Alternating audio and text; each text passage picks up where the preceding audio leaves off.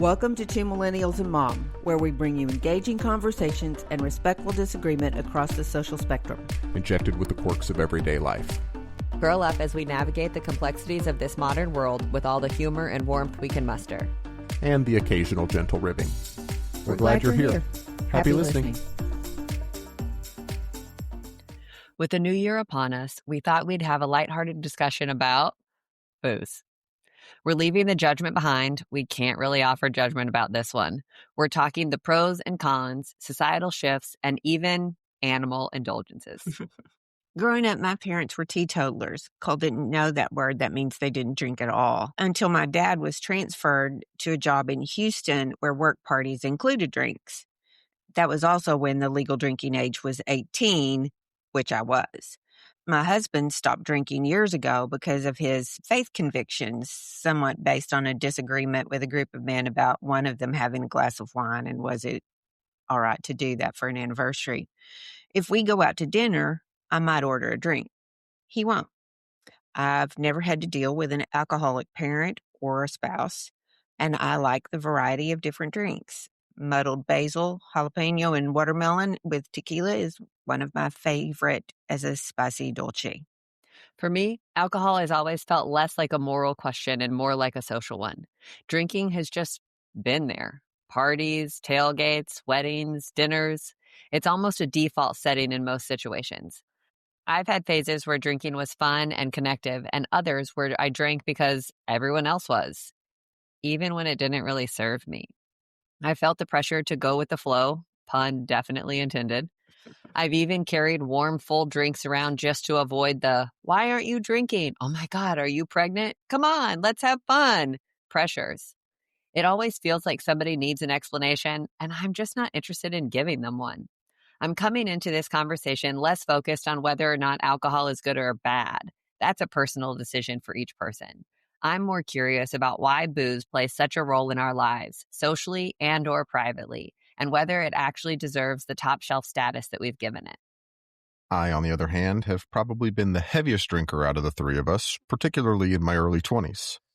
I started working in nightclubs and bars when I was 18, and in those institutions or establishments, drinking was part of the job.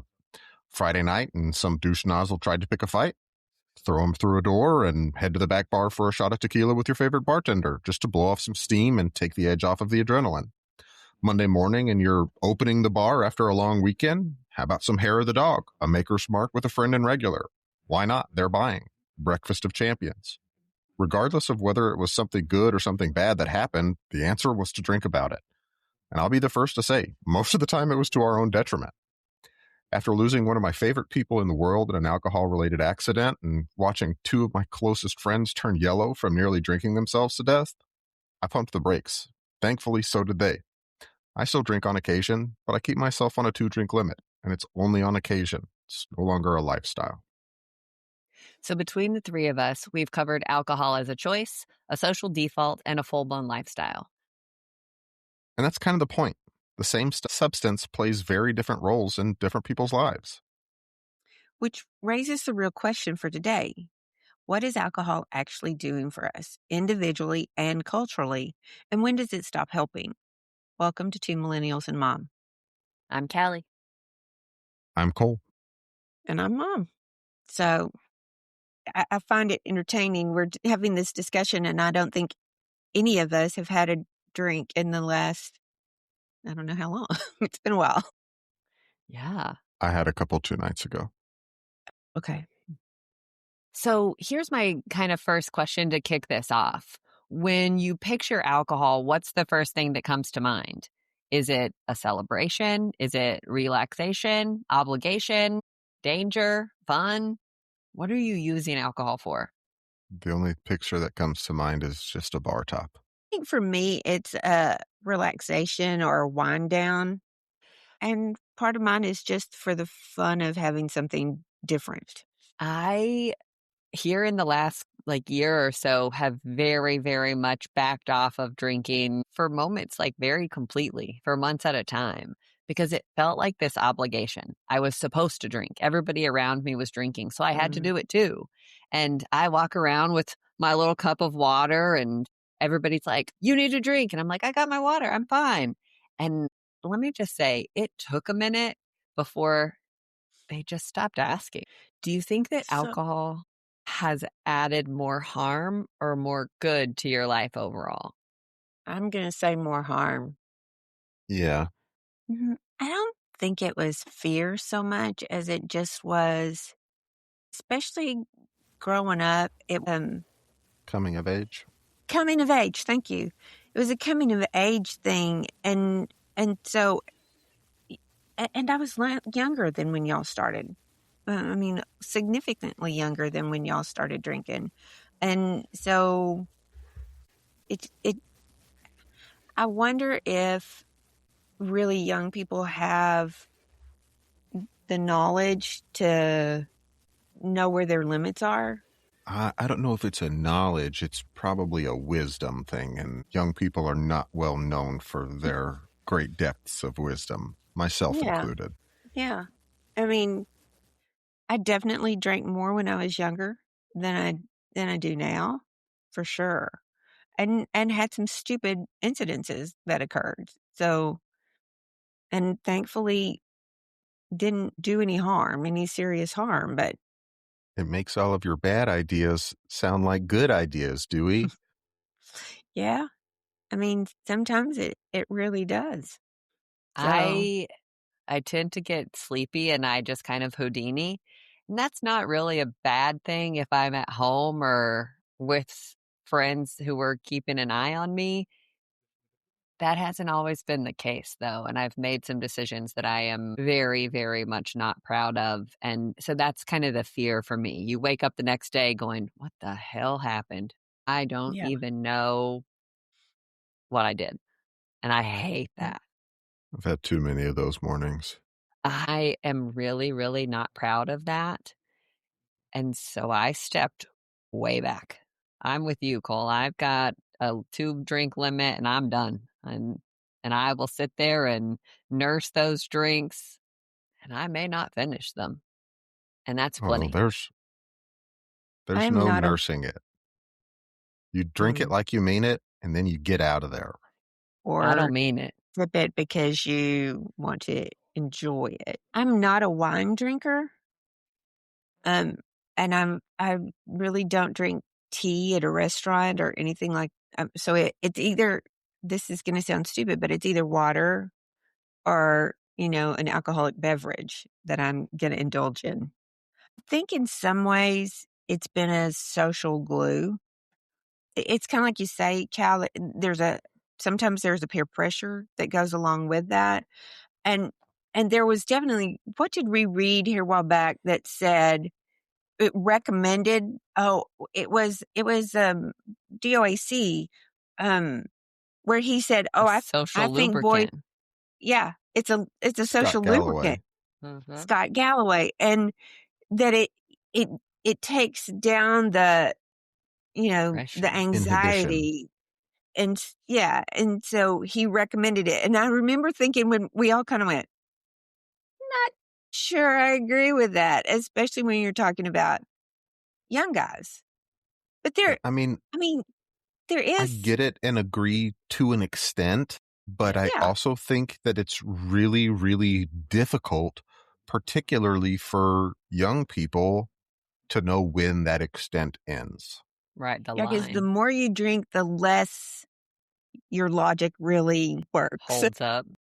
Yeah. Yeah. I mean, I think that there is some legitimate thought to using alcohol as a social lubricant. I kind of like Cole saying, I also think that it's a really fine line. I think that it's nice to say, hey, I'm going to go talk to that person. I'm nervous about this. I'm nervous about this. Let me go talk to them. Okay, I can do it. And I think that you can cross over that line, kind of letting those inhibitions fall to the wayside, but you can cross over that line pretty quickly and easily. And some alcohol, at least in my experience, is pretty sneaky. And so you're like, I'm fine, I'm fine, I'm fine. Holy shit, what happened yesterday? And I don't love that. I I do like the relaxation, because I do think it kind of just helps you to go, oh. work's done. It's the evening. Let's relax. But Sure. And in moderation, that's probably fine. But yeah, Mom, how many times are you having 6 margaritas? not very Never. often these days. Say once a year, cumulatively. I mean, it's pretty rare for us to drink here, to drink at home. So mine is really, I'm at dinner with someone. And I don't drink with everybody that I know, because I know that if there are people that we hang out with who don't drink, then I don't order a drink in front of them. So it's not a have to kind of thing. But I mean, Callie, you did I think you went to New York City and y'all had places picked out and you did different drinks. Oh, yeah. And you just had a ball because you weren't getting drunk. You were experiencing the different kind of atmospheres of those places. And those were really people who I would call mixologists. I mean, they were professionals. They weren't just bartenders, doing heavy pours. They were invested in what they were creating.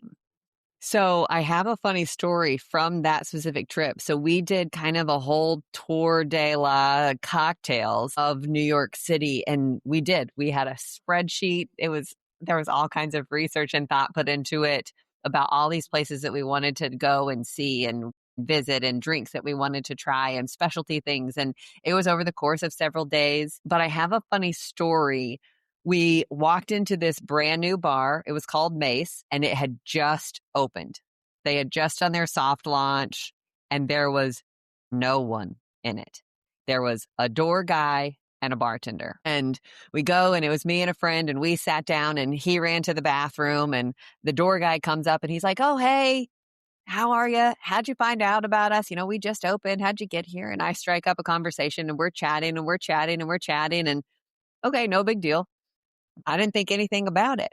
Well, my friend comes back and we're chatting with this store guy, and everything was fine. And then the next thing you know, I didn't know. I didn't have a clue, because this is how not tuned into everything that I am. But the next thing you know, the door guy excuses himself. He has to go take care of something. Come to find out, my friend knew exactly who he was. He was not just the door guy.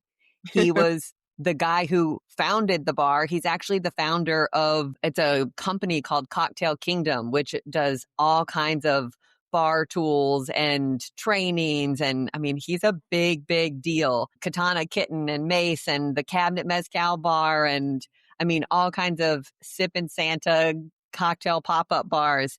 And his name's Greg. I didn't know. He was just chatting with me, and he was surprised that we were there. And so we had the best time just sitting there chatting. I didn't know. And it was so much fun, but it was a real treat, especially for my friend who was like, "Do you know who that is? That's Greg Bohm, I think is his name." Like, I don't even know. And I mean, we sat there and chatted with him for an hour or so while we were there. And he was like, "You guys should come down to my office, and it's over here. And I have all of these antique cocktail books and recipes and things like this." I mean, he is one of the top people in the alcohol industry in New York City specifically. And I just happened to strike up a conversation with him because I was there by myself almost. And it was a lot of fun. I mean, they did all kinds of barware and cocktail tools, and it truly was a craft. And so he sent us to all kinds of different places around the city, and it was so much fun. But like you said, we weren't getting drunk. We weren't there to get drunk. We were there to enjoy this craft. It was an art, right? Yeah. I mean, so Yeah. we went to another place that he had opened previously that was cocktails that were inspired by all of these people's global travels. And so I had a cocktail that had ants in it from Central America. Don't make that face. It was beautiful and divine. She who has been turned on to pisco sours, like True. they're cousins. But it was so much fun and it was so cool. But we were experiencing it and enjoying it as an art form, not as an escape. So my brother-in-law loved gin. And I think gin is the nastiest thing. I mean, it tastes like dirty tennis shoes to me. It tastes like Christmas trees. Yeah. No, it's worse Gin than that. is delicious. No, it's worse than that. And George loved gin, and I just could not go there with him until, Callie, you took me to a place in Houston, and your friend met us there, and she sold gin, and she knew Yes. everything about it. And she ordered for me, and it was lovely. It did Yeah. not taste like dirty tennis shoes. It was a delightful drink, but I would not ever go there again without her because she knew what she was doing. And so I think there's a connoisseur level to this that that's the part that I want to see, is where it's fun to go and try something different and to have those different flavors and Yeah. the different ideas. I don't want to just go, Got drunk yes, and call it a day. yeah. I mean, think about Cheers, and we've talked about Cheers on here before, but where it's just a place that you go to have fun, but you have to be careful with it, I think. Just like with anything else, there is very much a spectrum between drinking for the effect and drinking for the flavor or the experience, if you Yeah. will. And just like I've said before, just like anything else, you have to approach it with intentionality. If you don't, it is probable for it to get out of hand. Well, and I think, we talked about the social lubricant. I think that there really is it's a spectrum of drinking, right? You can drink some to let your inhibitions go a little bit and relax yourself a little bit and be really who you truly are. Be more vibrant as who you truly are without the fear of judgment or confusion or frustration from other outside factors, or you can let it turn you into somebody who is no longer accountable. And you're doing all of these crazy things and you're acting a fool, and people are judging you in the process of that anyway, which is not the bar, right? But the accountability for your actions, I think, is the important part.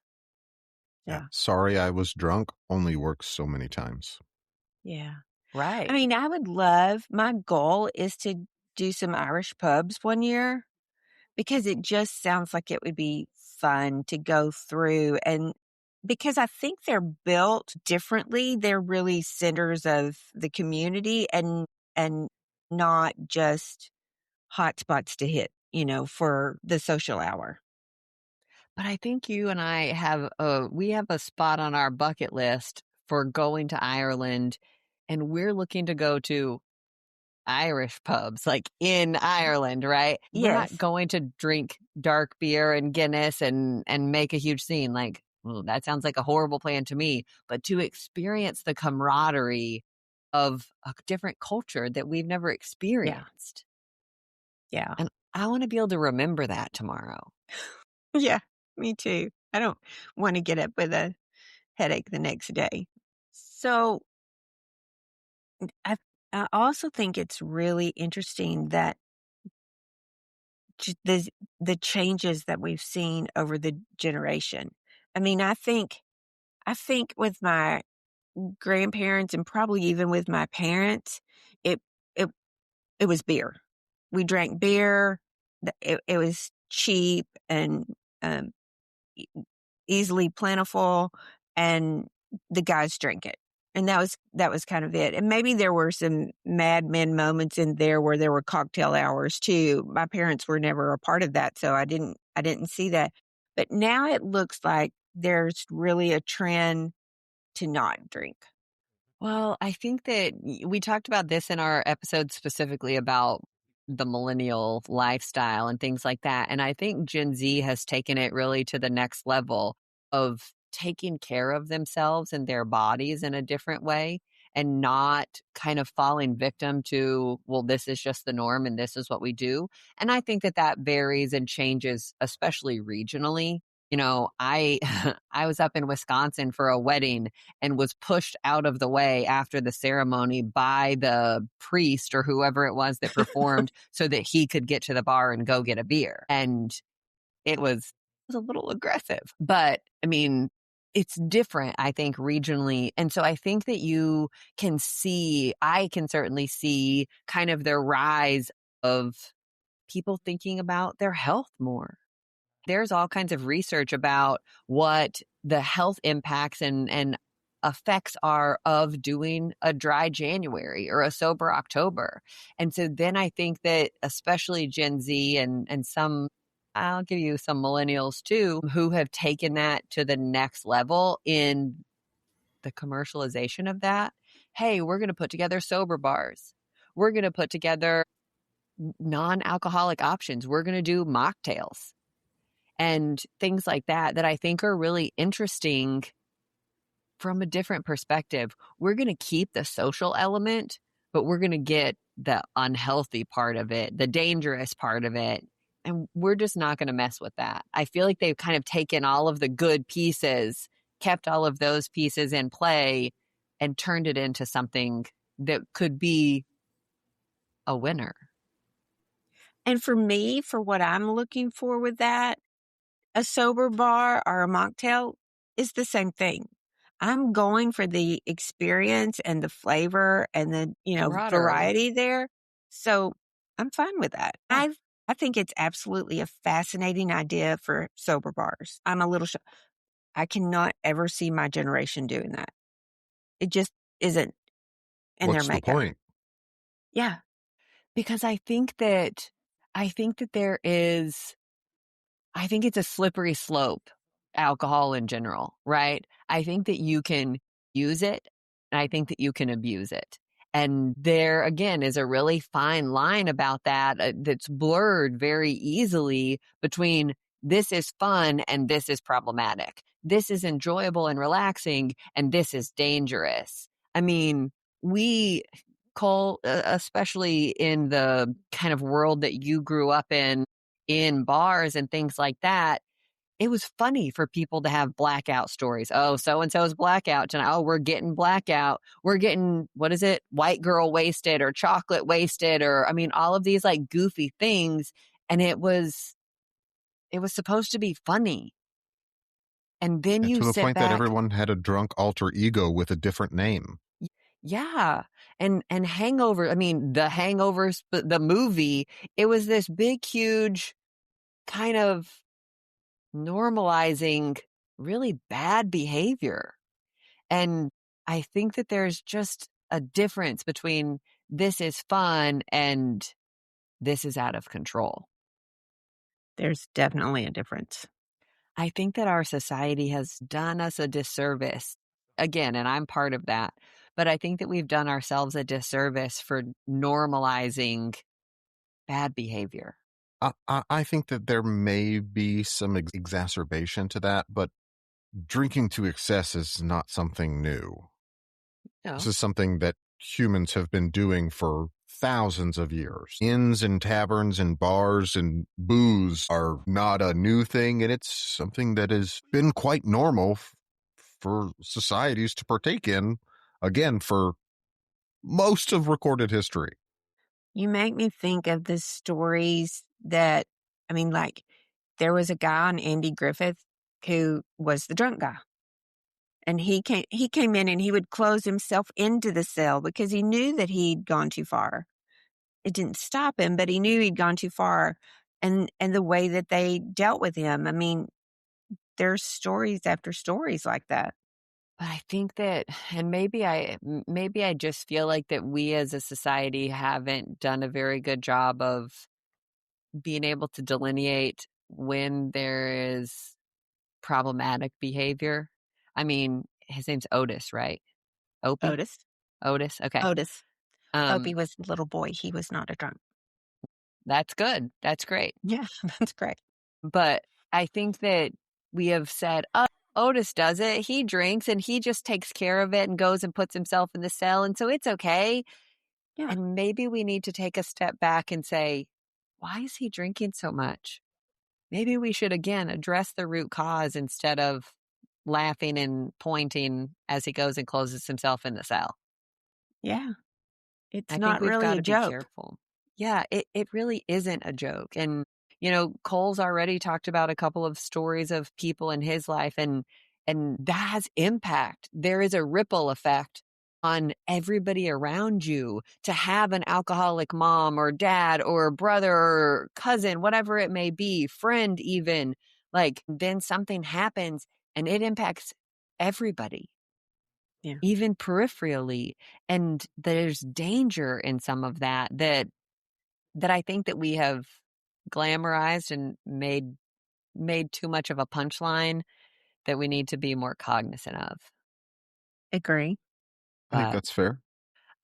we talked about Gen Z and things like that and how they've kind of taken it upon themselves to be more forward with their sobriety and sober curious. But I also think, and this might get me in a little bit of trouble, I think that it's also been really interesting, like I mentioned, the rise of mocktails and things like that, which part of me, I'm very cheap. I have a hard time going and spending $16 for a mix of several different juices.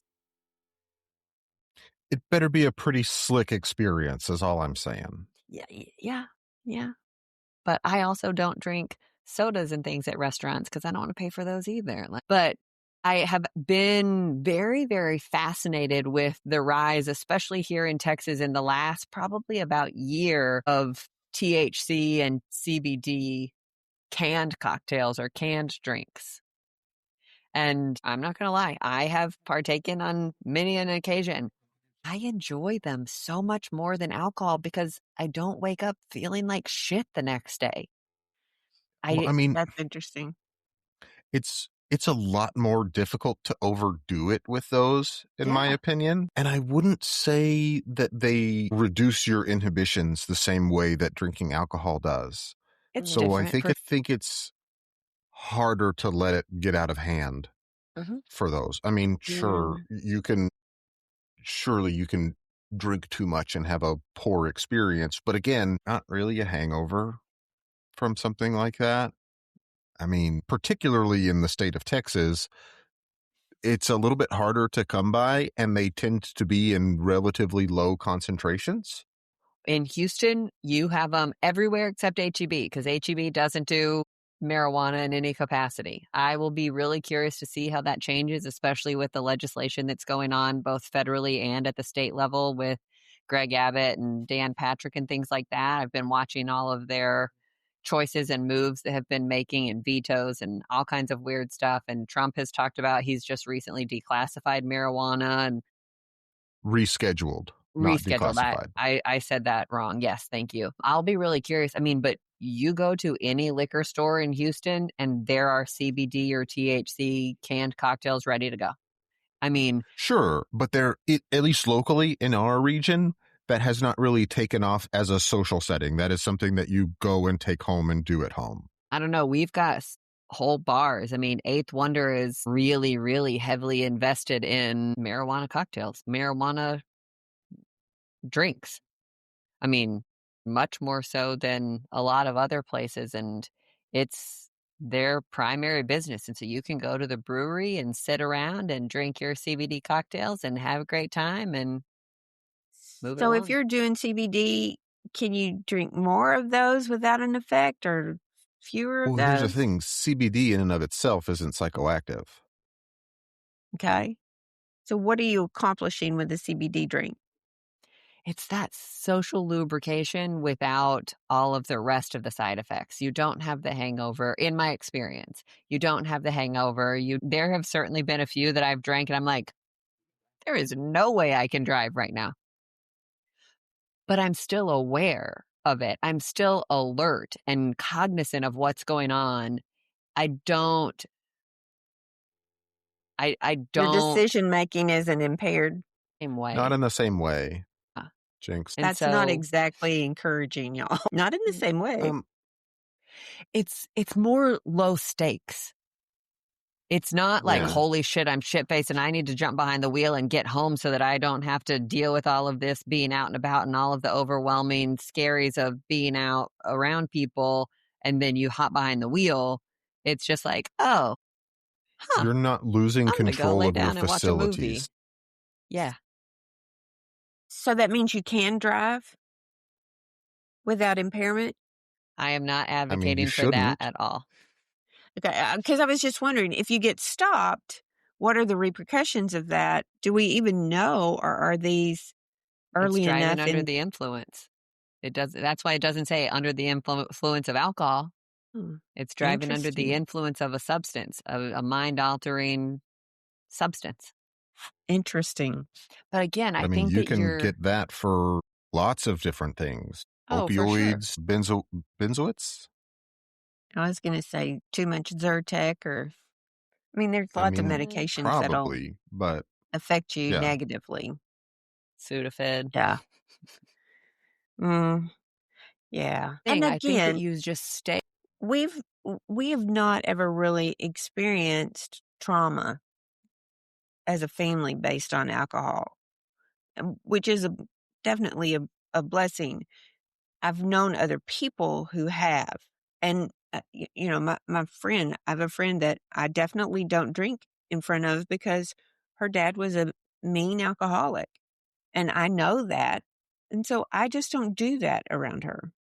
And I think it bothers her in part because of the mindset that they have, that it is a social thing and it has to go, and they're not considering any of the repercussions. And she's lived the repercussions, so I think she knows. Right. It makes her fearful, I think. Interesting.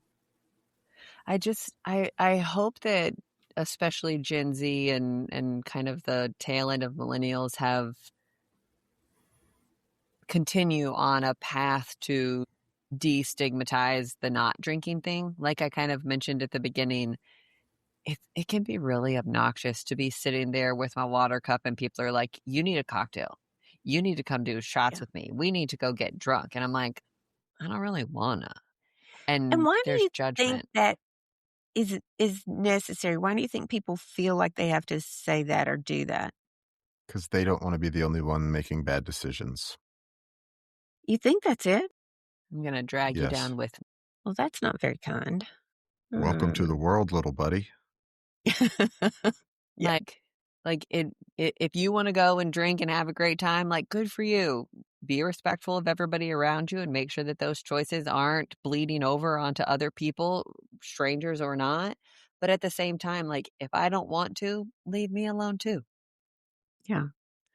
I will say, I think y'all's generation has been much more wise. I mean, y'all plan, we're going to go here, so we're going to Uber so that we don't have to worry about this or think about this.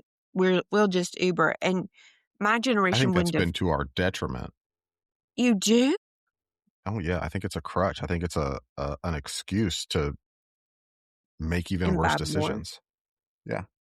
See, I take it as a mature decision that we're not going to get behind the wheel. We're not even going to put that on the table. We're going to take care of this. But I think something like an Uber has made it easier. Oh, responsibility's off me. I'm not driving. Doesn't matter. But so kind of like Cole said, it becomes this excuse for you to say, oh, well, I'm not driving. I don't need to worry about anything. But because the alcohol is still having the same impacts, you're just not behind the wheel. You're still doing weird things or things that you may not should be doing. There is a difference, though. I think that there is, but I also think that, especially with something like Uber, I think that we have different choices. We have different options. I mean, when was the last time that you ever thought about calling for a cab in Denton, Texas? If you had a bunch of 25-year-old females who went out together for a bachelorette party or whatever it may be, a fun Friday night to go wind down and got too drunk, and I mean, there are lots of opportunities for that to go awry really quickly, especially as a female. And especially if you have your whole community out drinking with you, what drivers are you going to call? 10 years ago, you didn't have Uber to call. You're going to call your mom and say, Mom, I'm wasted. Come get me.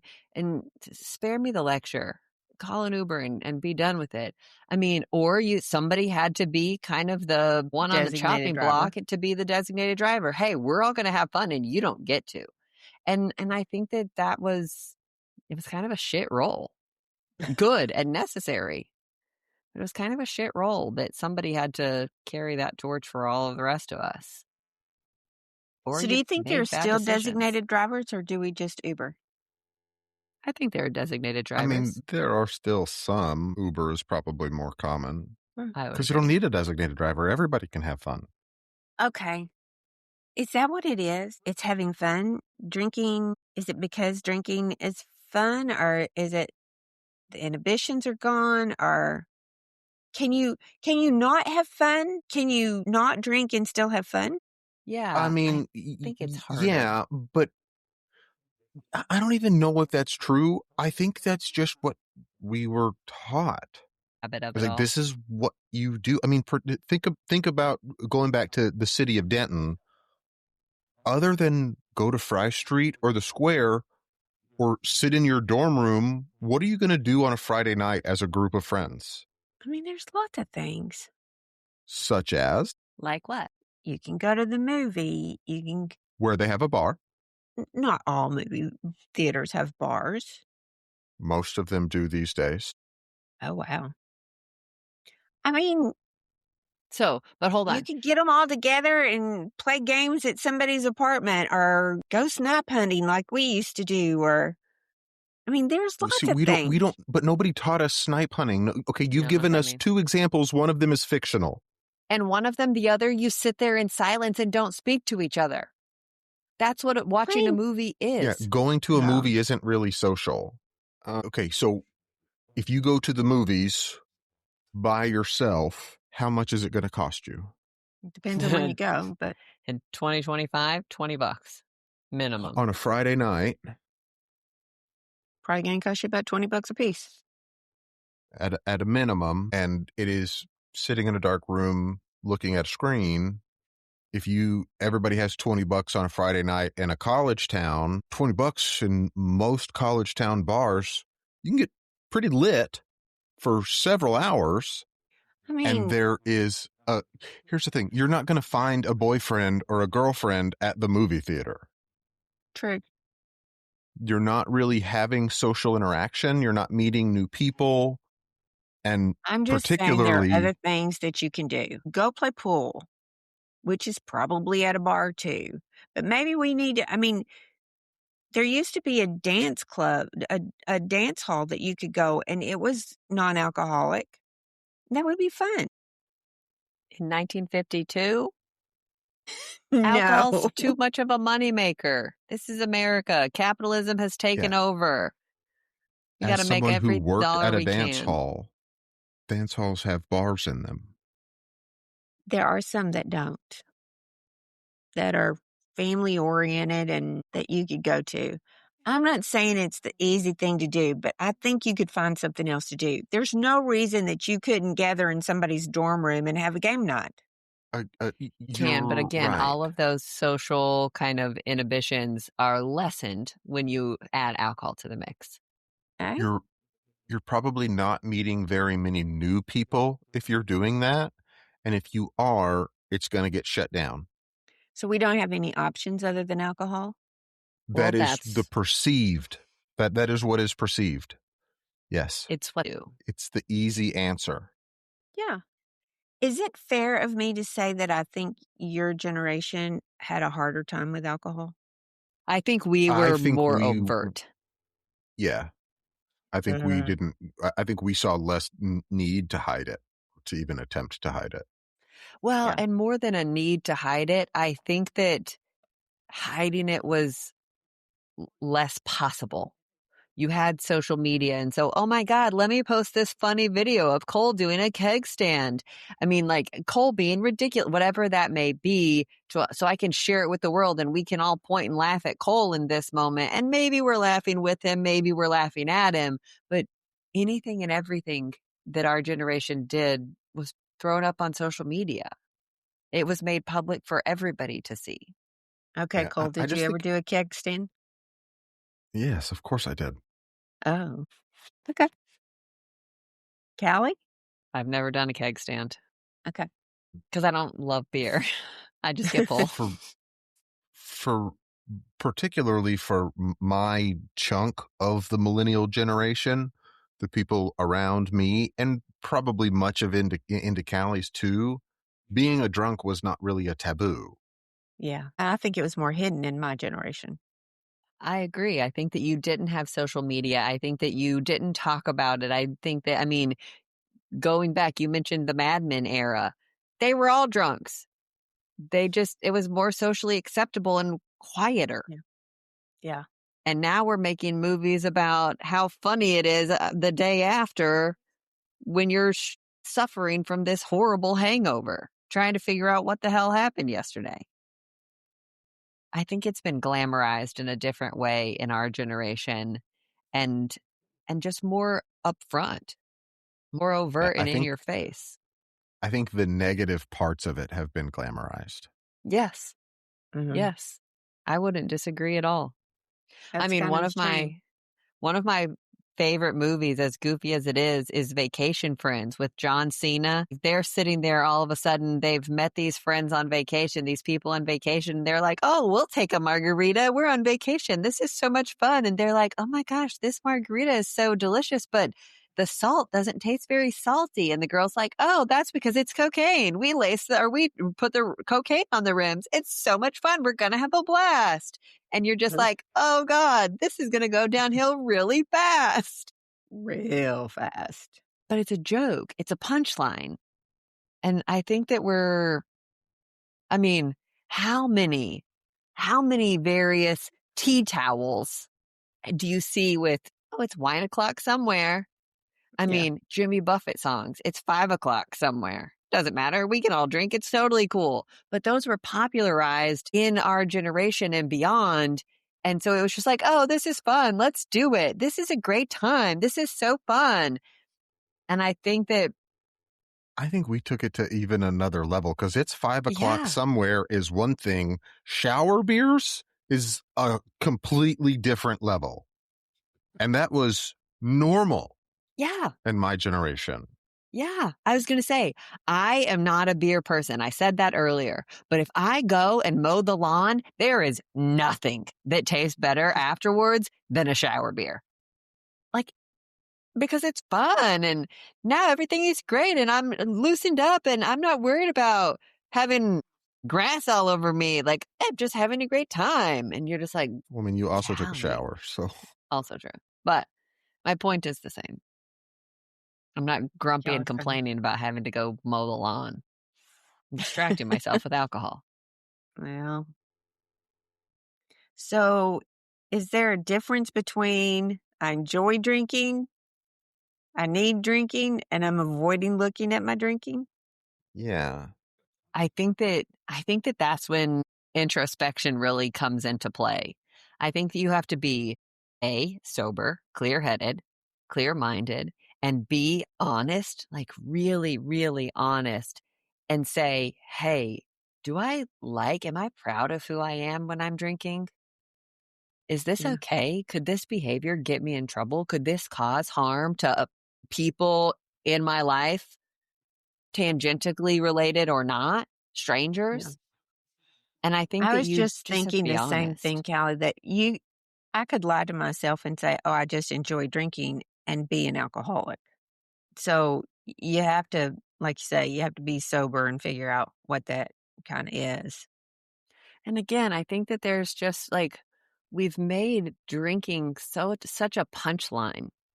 Like, you're only an alcoholic if you count how many drinks you're having. Those are the only people who count drinks. And you're just like, dude, Not don't true. don't skirt the responsibility of being a human here. Come on. Yeah. Well, I mean, I think that's kind of not necessarily unrelated, but I do think it's unrelated that probably has exacerbated the issue. And we've talked about this on this podcast before. Generationally, I mean, societally, probably more than generationally, we have shirked accountability to the extreme. Oh, yeah. Interesting. Nothing is my fault. And just It's because it's someone my else's truth fault. makes it the truth. Yeah. I'm only a drunk because someone else did something to me. Mhm. I'm only a drunk because something bad happened this week. Yeah. I am curious as if you think, especially like in the last 10 years, I'll call it, do you think that this kind of trend to drink less is because we have woken up to research saying, hey, this is not the best thing you can do for yourself. I mean, there was research, I remember, especially as a kid, a glass of wine a day helps keep the doctor away. I mean, one glass of red wine is one of the best things that you can do for your health. And then it came out here a few years ago. It's like, actually, that's not really true. Everything in And moderation. today, I don't think you could still come up. I mean, even if you Googled that right now, you're going to find it on both sides of the bench. So I don't know which one is Absolutely. true and Well, which one isn't. hey, 60, 70 years ago, cigarettes were healthy. Not It's really. just but marketing. Yeah. But I'm just curious, do you think that we have woken up to the realities of drinking, or is this just some kind of trend, the same way that avocado toast was there for a bit? I mean, I think it's probably some of both. I hope that our generation saw enough of situations like I did where it was, hey, I don't want this for myself. I can do this socially and still do it responsibly. Or if I can't, then I need to not participate. I have to have enough self-control to say, I do not have enough self-control to participate at all, so I'm not going to. That's really hard for some people. Welcome to the world, little buddy. It's no picnic. Life is hard. Like I said, you can have fun without it. You just have to think about it a bit. It's harder. Yeah. And Is we it can really do hard harder, things. or are we just not prone to think that way? We've talked again on this podcast about we have completely gone off the rails in terms of critical thinking. And I think if there is a topic to be thinking critically about, your personal alcohol consumption is a good place to start. Yeah. But again, you have to be sober and you have to be really freaking honest. It's that That's honesty that hard. gets you.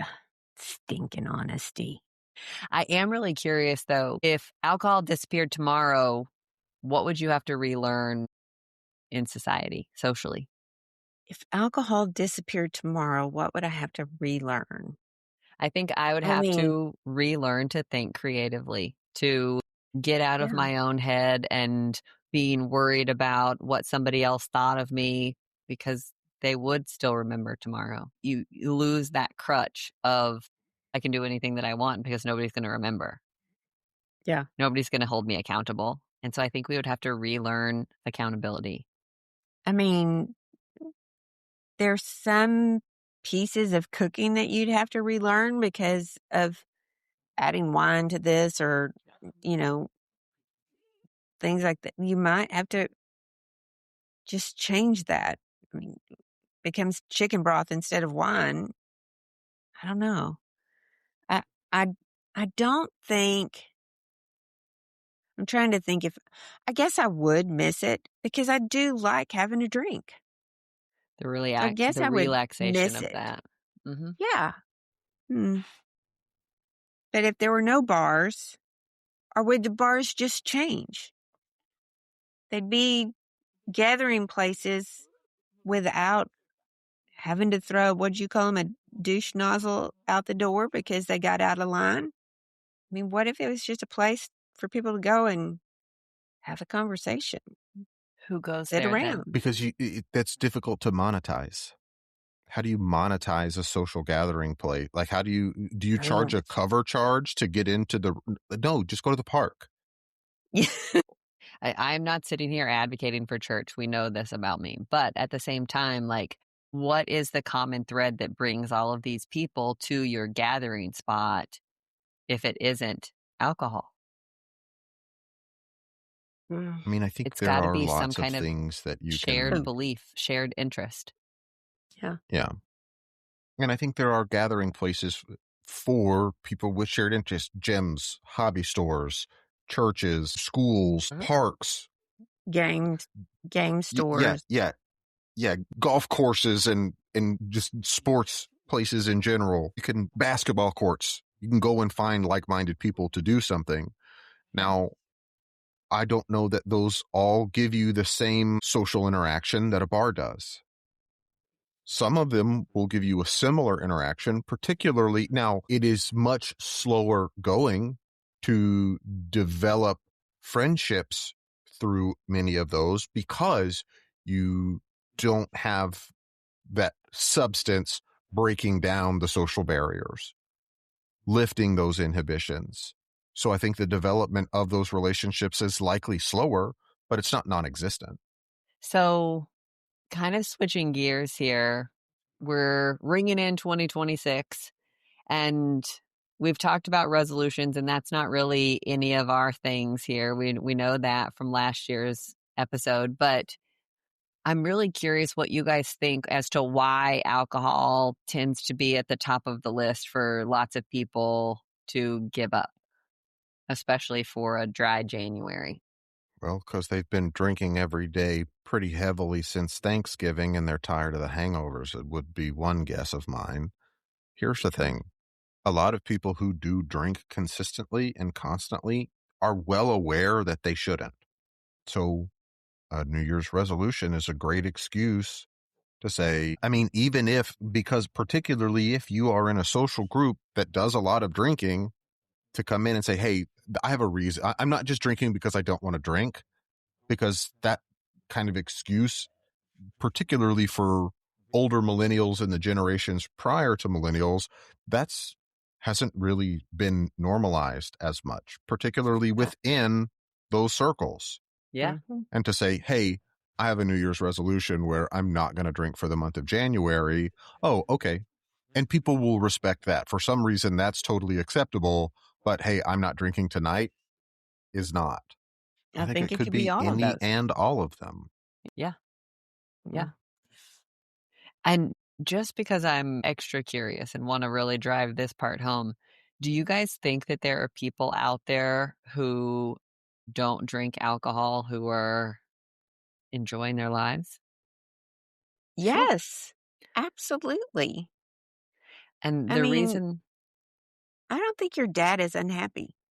yeah, I think that the reason that I bring that up because I want us to kind of normalize that as totally acceptable behavior.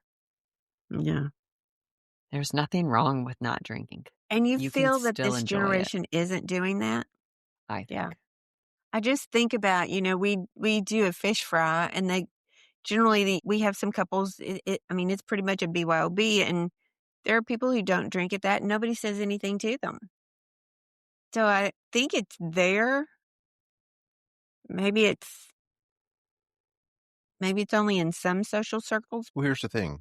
These are people who are not a group of friends because they have always drank together. Mhm. True. That's not where their social connection comes from. True. Which is why I brought up the church earlier. What is your shared common thread to tie a group of people together? Theirs is high school. Yeah. And if you don't have a common thread, I think it's much harder to get people together. Yeah. I agree with you. We talked, I'm trying to remember which episode it was on, but we talked about maybe the optimism one about reframing things.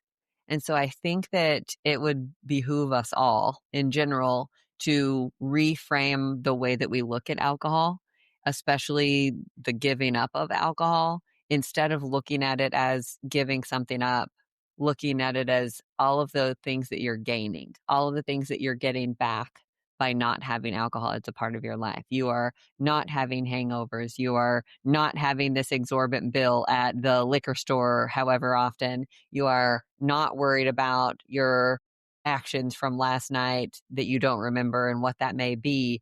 You're gaining all of these other freedoms that I think that we can put stock in. I mean, I think there's a middle ground. I think that for some people, that middle ground is really difficult to locate. I think for a lot of people, it's very much a razor's edge to walk. And I think it would be easier to not walk it. But that also means losing friendships in some cases, losing that reason for social connection, because that's just what you know. I think that it's like a muscle, right? I am going to limit myself to 2 drinks. And the first time you work out might be hard. I really wish I could go and partake, and they're doing shots, and I want to be part of the group, but I'm limiting myself to 2 drinks. And then the more you exercise that muscle, the easier it becomes.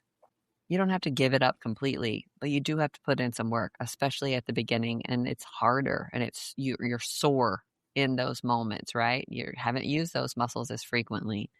And so, especially in my experience, really, really backing off of alcohol, it was like, God, they're going to give me a hard time. I'm not going to tell them that it's water in my cup. I'm just going to pretend that everything's normal. I'm going to carry my drink around and nurse it, or pretend that I'm drinking it, but not really be. Being a little kind, considerate of other people. Well, So, and I think that whole everybody's fighting a hard battle, you just don't know what it is thing really applies here. We don't need to give each other a hard time about anything, especially in this vein. Like, you have no idea what somebody else is going through. And so be kind, be supportive, and be present. that's good. It is. Well, we kind of have a weird thought to go with this. We do. So here a few weeks ago, there was a story going around in the news and on social media and things about a raccoon. There was a raccoon who broke into a liquor store, made a big mess, breaking bottles and drinking alcohol. Pecan whiskey.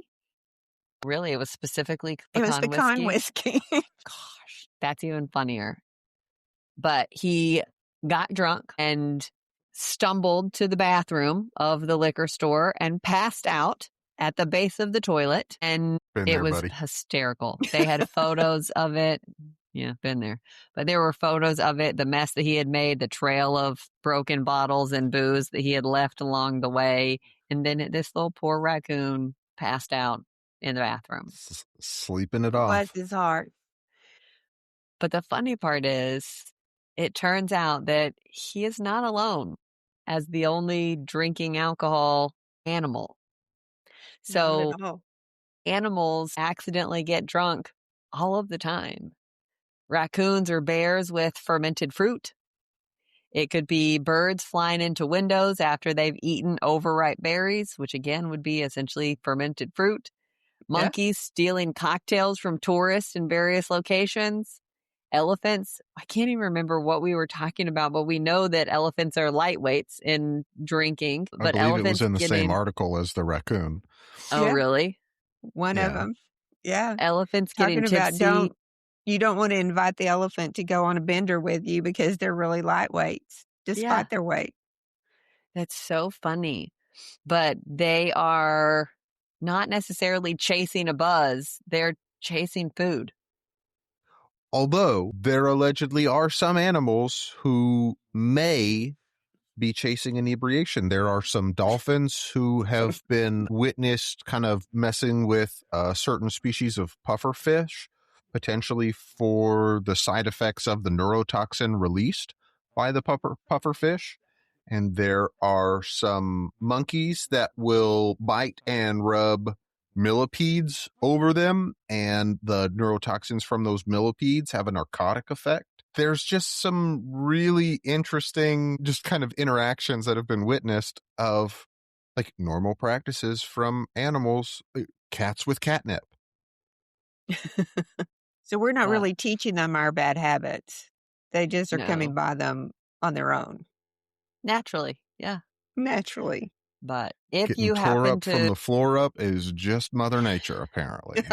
And if you happen to have been hungover and missed the story, I'll make sure to put a link to some of the photos in the show notes of this raccoon because he was cute.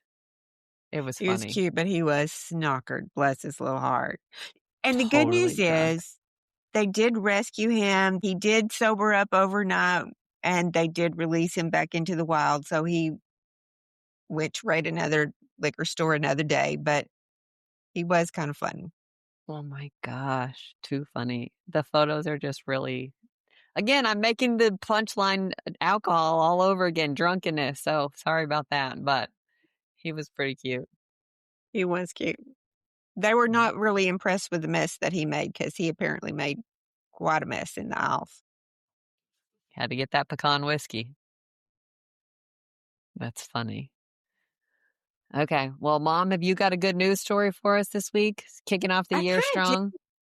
This one kind of impressed me. There is a guy, his name is Nate Makabog. Maybe I mispronounced that. Was just voted one of the best 30 of 30 in Forbes. And he met a guy while he was in university in London. He met a man who was quadriplegic, and they began to talk, and they developed a new kind of prosthetic. This is the part that really shocked me. Worldwide, globally, only 1 in 10 amputees has access to a good prosthetic, and that could be cost or fitting or whatever it is. And I mean, I think this hits me because I had a sister-in-law who did have a prosthetic, and I remember going through some of the trials with her of her learning how to fit and where it didn't rub and it didn't cause sores and all that kind of stuff. So if you're thinking 1 in 10 globally only has access to prosthetics, these are designed and built, and they're much easier. You can actually order these on the internet with just a few measurements that they can give you. And they're kind of made out of fabric instead of a lot of plastic and metal.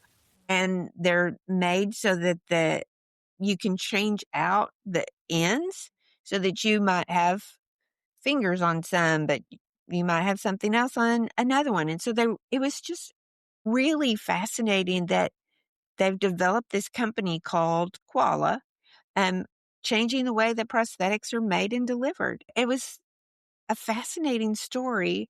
Just a really feel good that here is an opportunity for people more worldwide to have access to prosthetics. Well, and I thought what was so cool about it is they took all of the kind of limiting factors as to why people couldn't get them and address them really directly. So in general, prosthetics tend to be very labor intensive. They tend to be very expensive. They're made of all of these really hard fibers so that they're durable, and they end up being really uncomfortable for the end user, even after you go for multiple fittings and multiple tests and all of these things. And so Koala has gone through to make all of these fabric like sockets. And instead of saying, okay, this is the one that's going to fit Callie and it's custom made for Callie, it's a more off the rack idea concept. So it's, hey, this is a small, medium, and large. And because they're fabric instead of a hard, rigid material, they're much more applicable to a much wider audience. And so Well, I thought it was and cool. with Charlotte's, it had one purpose. It was to allow her to walk. She couldn't run with it. That was a different kind of prosthetic. So you had to go through that whole Another one. process and the expense of a whole different one if you wanted to do something different. So these are interchangeable. The ends are interchangeable. So you're getting more for less money. They They were can be really fascinating. fitted really quickly. They're much more affordable. They've got these modular attachments so that you can change them out to use with whatever your daily activity is. Like one of their big things is people who are working out, doing yoga and everything. Like if you're doing this pose or that pose, you can't use most prosthetics. And so they've gone through and addressed that and said, hey, we want to give people their lives back. We want to make this so much more versatile. And so now they can do most of these fittings virtually, and you don't ever have to leave where you are in order to have them come to you, to be fitted for them and have the opportunity. One of the things that I thought was super cool, as of November of 2025, the Koala Company won a bid to be included as an approved supplier in the UK for the National Health Service of like their list of people that you could use. And so it makes them that much more accessible to a much wider audience of people who need them. It's interesting that a friendship could develop a product like this that could make a difference in so many people's lives. They started doing this. Nate was in engineering school, and he was doing this just as a class project, and it developed into, hold on, wait a second. Let's make this We can a do this. serious progress. What was his whole thing? His whole goal in being an engineer, even before this prosthetic thing came about, was to make something that would help make one person's life better. And they've And sold now he's over made 50 thousands. or 5,000 of them and sent them over to 50 different countries across the world to help people. So good job. It's cool. Way to go, Nate. And the Yeah. whole koala team. Yep. But, Good story. So yeah, we'll put a link in the okay, show well, notes y'all for that one behave too. yourselves for New Year's Eve and the rest Don't of the say that. year. And I love you. I love you guys.